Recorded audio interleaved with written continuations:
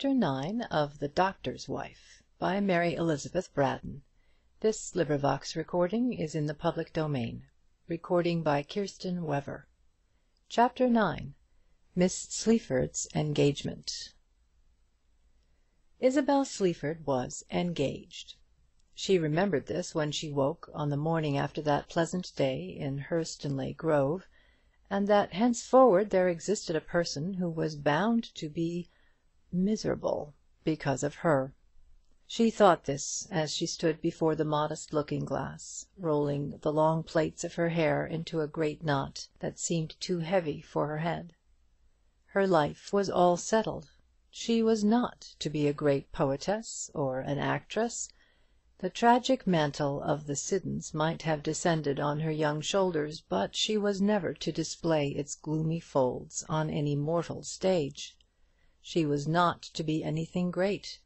She was only to be a country surgeon's wife. It was very commonplace, perhaps, and yet this lonely girl, this untaught and unfriended creature, felt some little pride in her new position. After all, she had read many novels in which the story was very little more than this: 3 volumes of simple love-making, and a quiet wedding at the end of the chapter. She was not to be an Edith Dombey or a Jane Eyre. Oh, to have been a Jane Eyre, and to roam away on the cold moorland and starve! Wouldn't that have been delicious? No, there was to be a very moderate portion of romance in her life, but still some romance. George Gilbert would be very devoted, and would worship her always, of course.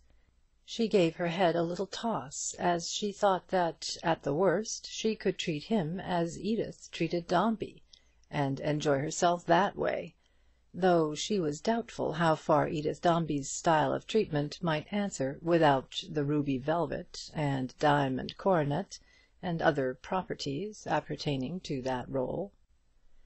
In the meanwhile, Miss Sleaford performed her duties as best she could, and instructed the orphans in a dreamy kind of way, breaking off in the middle of a preterperfect tense of verb to promise them that they should come to spend a day with her when she was married, and neglecting their fingering of the overture to Masaniello while she pondered on the colour of her wedding dress. And how much did she think of George Gilbert all this time? About as much as she would have thought of the pages who were to support the splendid burden of her trailing robes, if she had been about to be crowned Queen of England. He was the bridegroom, the husband, a secondary character in the play of which she was the heroine. Poor George's first love letter came to her on the following day, a vague and rambling epistle full of shadowy doubts and fears, haunted as it were by the phantom of the poor dead and gone Joe Tillet, and without any punctuation whatever. But, oh dearest, ever dearest Isabel, for ever dear you will be to me, if you cast me from you and I should go to America, for life in Graybridge would be worse than odious without you. Oh, Isabel, if you do not love me, I implore you, for pity's sake, say so, and end my misery. I know I am not worthy of your love, who are so beautiful and accomplished, but oh, the thought of giving you up is so bitter, unless you yourself should wish it, and oh, there is no sacrifice on earth I would not make for you. The letter was certainly not as elegant a composition as Isabel would have desired it to be, but then a love letter is a love letter, and this was the first Miss Sleaford had ever received. George's tone of mingled doubt and supplication was by no means displeasing to her. It was only right that he should be miserable. It was only proper that he should be tormented by all manner of apprehensions. They would have to quarrel by and by, and to bid each other an eternal farewell, and to burn each other's letters, and be reconciled again. The quietest story could not be made without such legitimate incidents in the course of the 3 volumes. Although Isabel amused herself by planning her wedding dress, and changed her mind very often as to the colour and material, she had no idea of a speedy marriage. Were there not 3 volumes of courtship to be gone through first? Sigismund went back to town after the picnic which had been planned for his gratification, and Isabel was left quite alone with her pupils.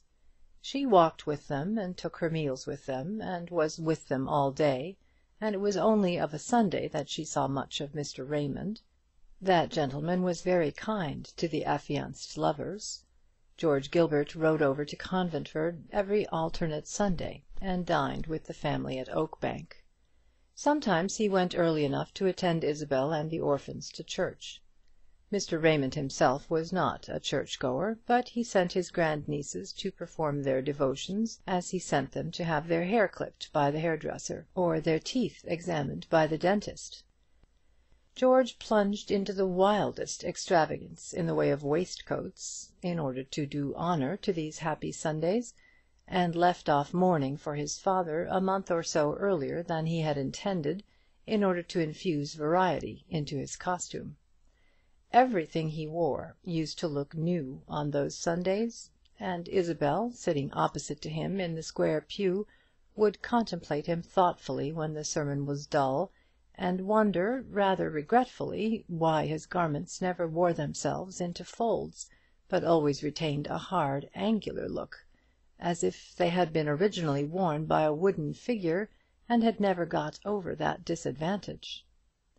He wore a watch chain that his father had given him, a long chain that went round his neck, but which he artfully twisted and doubled into the semblance of a short one; and on this chain he hung a lucky sixpence and an old-fashioned silver vinaigrette, which trifles, when seen from a distance, looked almost like the gold charms which the officers stationed at Conventford wore dangling on their waistcoats. And so the engagement dawdled on through all the bright summer months, and while the leaves were falling in the woods of Midlandshire, George still entreating that the marriage might speedily take place, and Isabel always deferring that ceremonial to some indefinite period. Every alternate Sunday the young man's horse appeared at Mr. Raymond's gate. He would have come every Sunday if he had dared, and indeed he had been invited to do so by Isabel's kind employer; but he had sensitive scruples about eating so much beef and mutton, and drinking so many cups of tea, for which he could make no adequate return to his hospitable entertainer.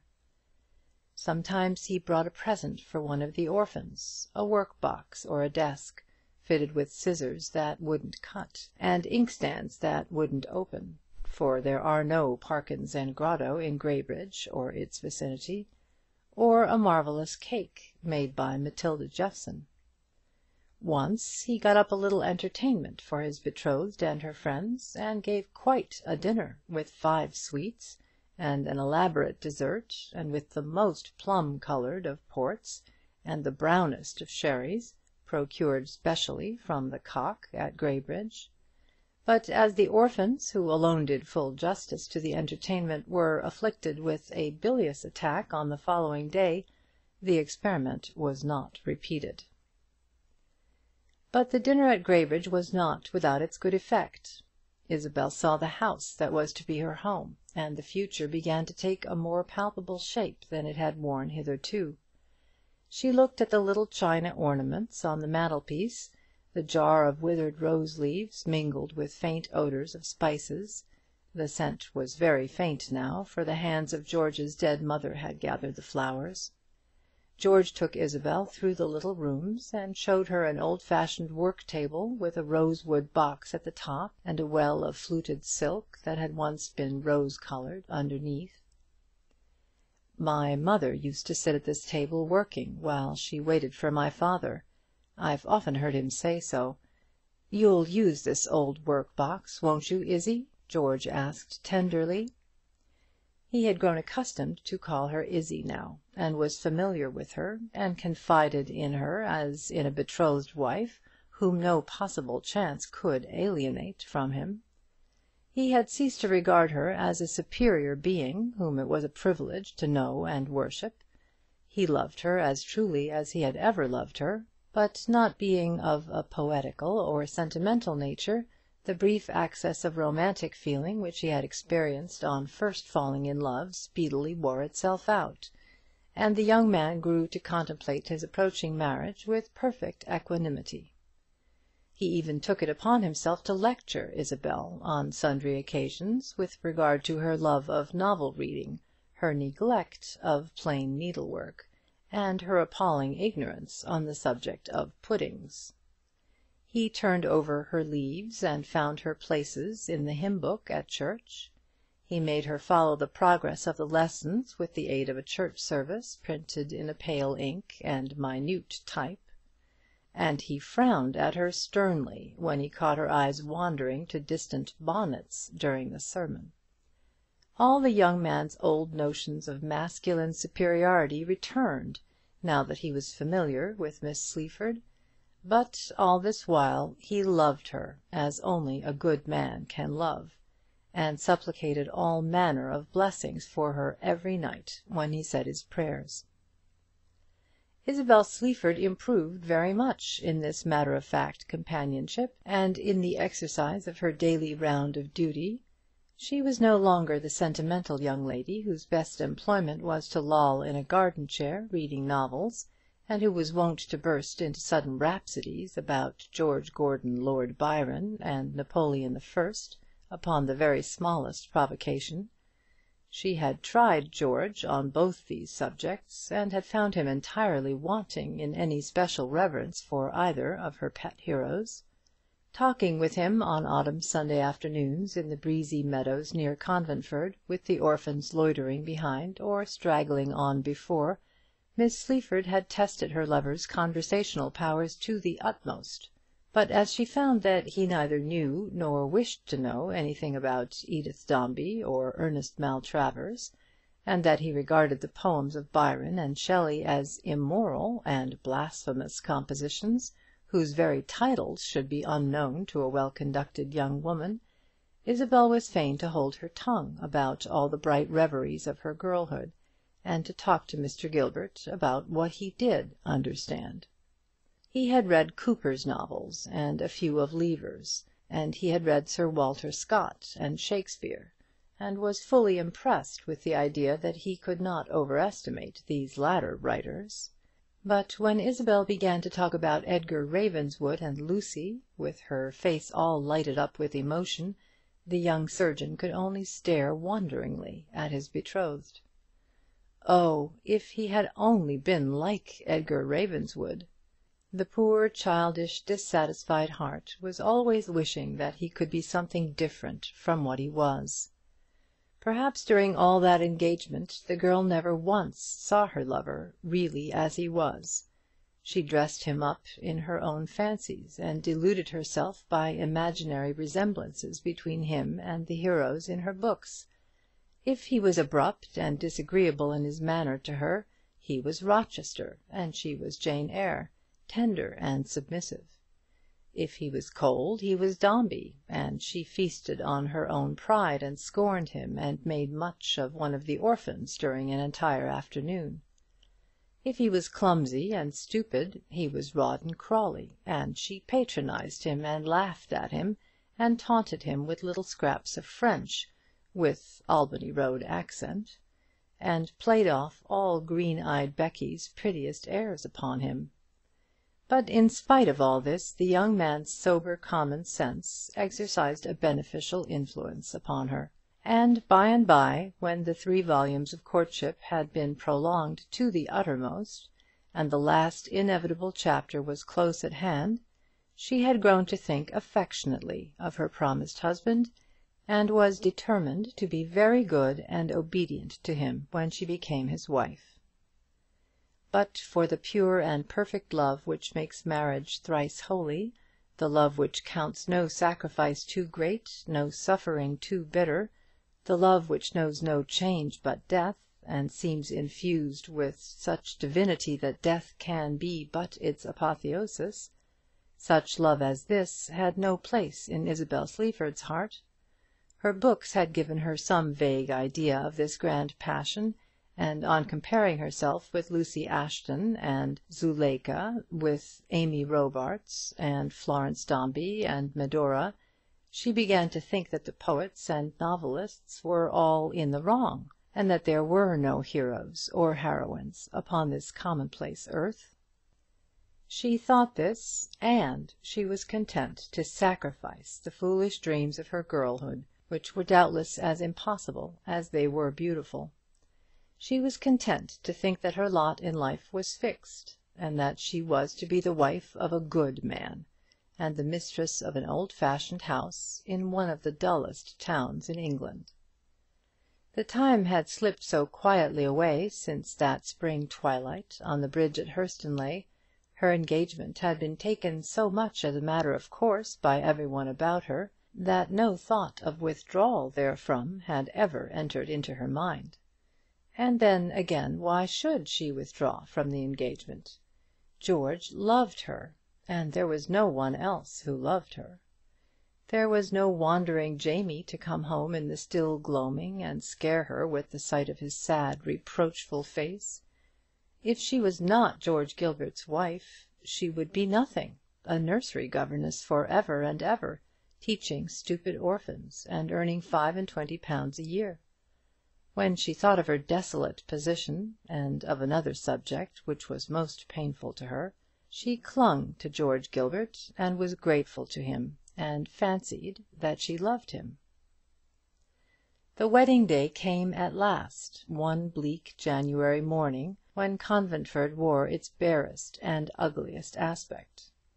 And Mr. Raymond gave his nursery governess away after the fashion of that simple Protestant ceremonial which is apt to seem tame and commonplace when compared with the solemn grandeur of a Roman Catholic marriage.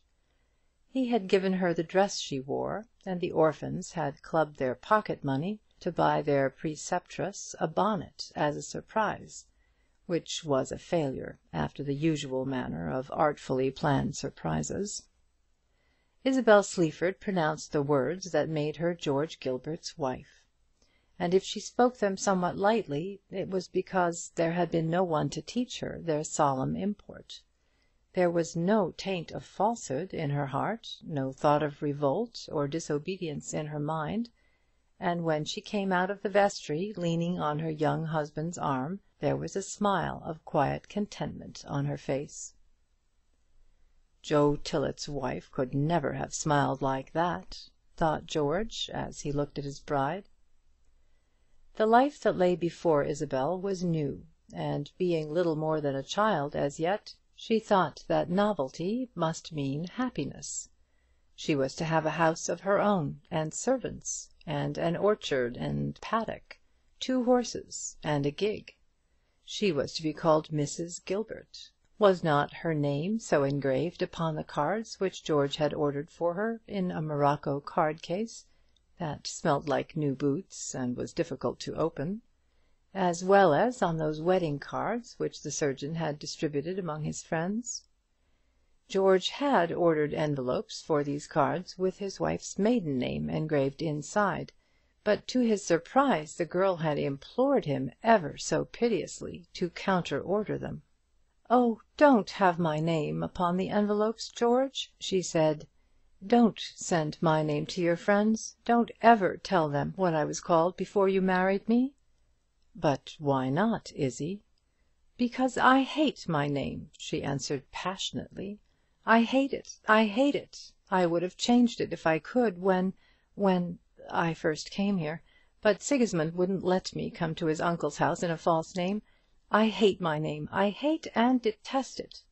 And then, suddenly seeing wonderment and curiosity plainly expressed in her lover's face, the girl cried out that there was no meaning in what she had said, and that it was only her romantic folly, and that he was to forgive her and forget all about it. "But am I to send your name or not, Isabel?" George asked, rather coolly. He did not cherish these flights of fancy on the part of the young lady he was training with a view to his own ideal of a wife. You first say a thing, and then say you don't mean it. Am I to send the envelopes or not? No, no, George, don't send them, please. I really do dislike my name. Sleaford is such an ugly name, you know.